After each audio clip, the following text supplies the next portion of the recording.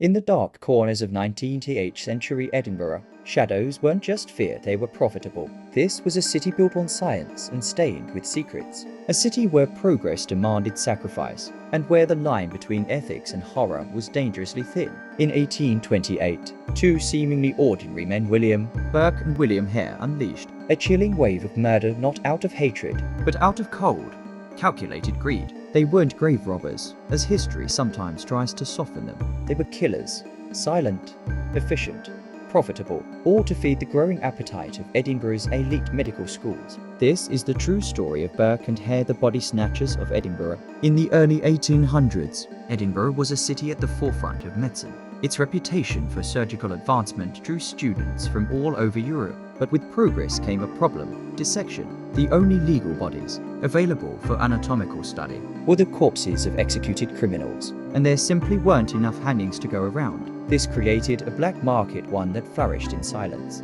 Resurrectionists, as they were known, began digging up freshly buried bodies to sell them to medical schools. It was a dirty, dangerous, and often brutal trade. Grieving families had to guard graves. Some even installed iron cages, morgue-safes over coffins to prevent theft. But where others saw fear, William Burke and William Hare saw opportunity. William Burke and William Hare were Irish immigrants who met in Edinburgh. Burke, a former shoemaker, was charismatic and well-liked. Hare, on the other hand, was rough, aggressive, and ran a dingy lodging house in the Westport district. Their partnership began not with murder, but with a death. In late 1827, an elderly tenant in Hare's boarding house died of natural causes while still owing rent. Rather than lose money, Burke and Hare decided to sell his body. They approached Dr. Robert Knox, a highly respected anatomist at the University of Edinburgh. Knox, eager for fresh cadavers, paid them handsomely, over 7/10s, worth hundreds of pounds today. The transaction was smooth, too smooth. No one asked questions, no police were notified, no paperwork was needed, and Burke and Hare walked out richer than they'd ever been. That's when the idea struck. Why wait for people to die? Their next victim wasn't dead. It was a man named Joseph, a sickly lodger. They gave him alcohol, then suffocated him quietly, carefully leaving no visible injuries. A technique that would later become known as burking. This method, pinning a person down and compressing the chest until they suffocated, was silent and left the body intact.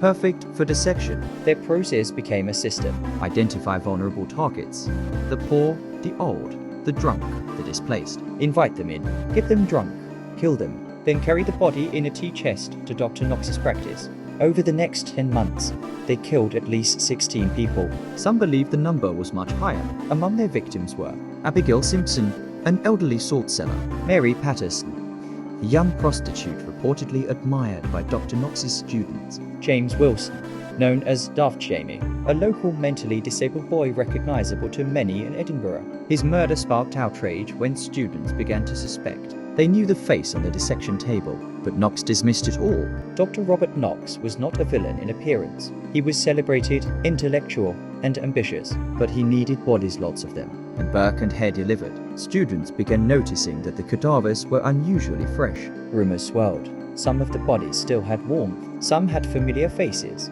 But Knox refused to ask questions. He never signed death certificates. He never reported suspicious findings. He claimed ignorance. But to many, his silence was complicity. Whether driven by denial or greed, he turned his gaze away from the horror and continued to teach, dissect, and profit. In October 1828, Margaret Docherty became their final victim. She was invited into Hare's lodging house under the promise of a bed. As usual, she was plied with drink, then smothered. But this time, there were witnesses. Two other lodgers, James and Gray, had grown suspicious. After being conveniently told to leave for the night, they returned the next morning and found Margaret's body hidden under straw in the spare room. They rushed to the police. By the time authorities arrived, the body was gone, already delivered to Knox. But the Greys' testimony was enough. Burke and Hare were arrested. Their reign of terror was over. The public was outraged, but prosecutors had a problem. There was little physical evidence linking the men to earlier murders. So they struck a deal. William Hare was offered immunity in exchange for turning King's evidence against Burke. The trial began in December 1828 and captivated all of Britain. In court, Hare described their methods in chilling detail. The jury deliberated for less than an hour. On Christmas Day, William Burke was found guilty and sentenced to hang. Thousands gathered on the day of his execution. January 28, 1829. The crowd was so large it blocked streets and caused chaos. And in an eerie twist of poetic justice, Burke's body was dissected in public.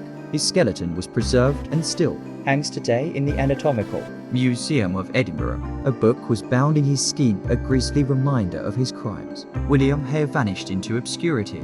Hated by the public, he was rumoured to have been blinded by an angry mob. His final fate remains unknown. And Dr. Knox, though never charged, his career was destroyed. He left Edinburgh in disgrace and faded from medical prestige.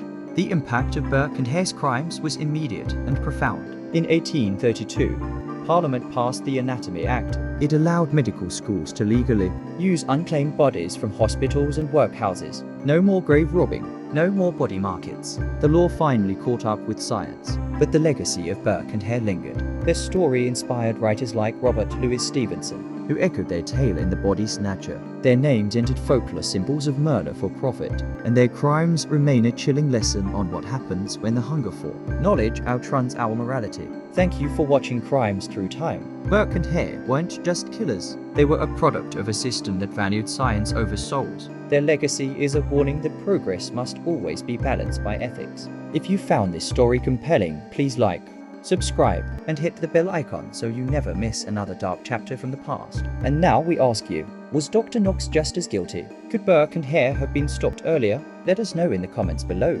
Until next time, stay curious, stay safe,